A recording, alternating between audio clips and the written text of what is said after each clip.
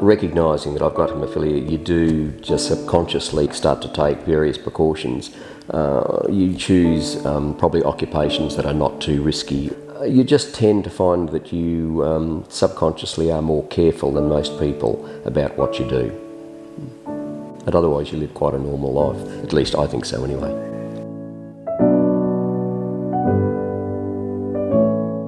Despite the fact that haemophilia has been identified in Australia for almost 50 years, it is still disturbingly under-recognised in our society. We turn to the public to gauge a sense of just how much or how little we really know about this disorder. Do you know what haemophilia is? Is it something to do with blood? No, I could not tell you what haemophilia is. Is it some sort of medical thing or something like that? I wouldn't have the first clue what it is. Yeah, I do. Something to do with blood. It's like, I don't know, liking blood, is it? I don't know. So how would you know if you had the disorder? I would have no idea, to be honest. I wouldn't know. I don't know what the symptoms are, so I wouldn't know. So haemophilia is a condition where people have a missing factor in their blood, and that stops the blood clotting. So if they get a cut or they're bleeding to muscles or joints, the bleeding doesn't stop very easily. So the missing factor is a protein called, and we call it haemophilia. It actually represents one of several different inherited bleeding disorders, but haemophilia is the most common one. It was the first one discovered. Those who understand the definition best, however, are the ones diagnosed with this disorder. Mike O'Reilly is someone who's lived the lifestyle of a haemophiliac for virtually his entire life. So what's been your personal history with haemophilia? Well, I was diagnosed when I was 9 months old. It was back at a time when haemophilia was virtually unknown and there was no treatment for it. So up until when I was 18, there was no actual treatment. What exactly does your treatment regime consist of?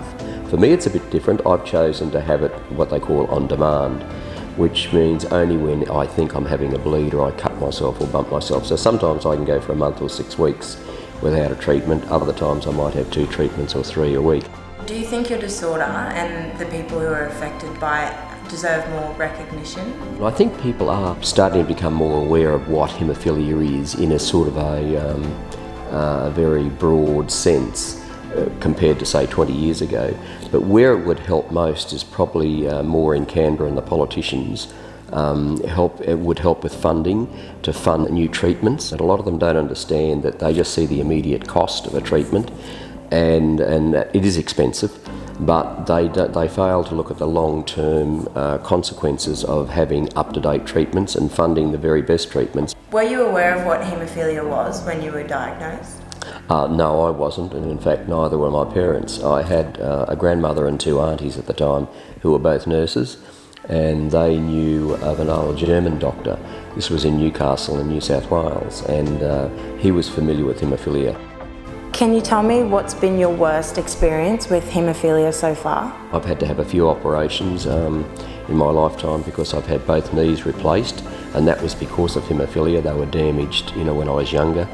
But having access through the various medical treatments and prior knowledge before making the decision to undergo with the operations, the Haemophilia Foundation was instrumental in sort of giving me a lot of access to the knowledge. So you're a part of the Haemophilia Foundation of Queensland. How has being a part of this community helped influence your journey? Certainly in terms of finding out or getting knowledge of new treatments and what's happening with new treatments and keeping progress of that. Haemophilia Foundation Queensland started back in the 50s as a patient support group. At that stage, kids were often diagnosed in their toddler times, but they were dying before 5 because there was no cure. So the doctors brought the parents together so they could console each other in their grief and also work out what they could do to keep their children alive as long as they could. It's an exciting time for haemophilia. We've had some quite successful events in the past.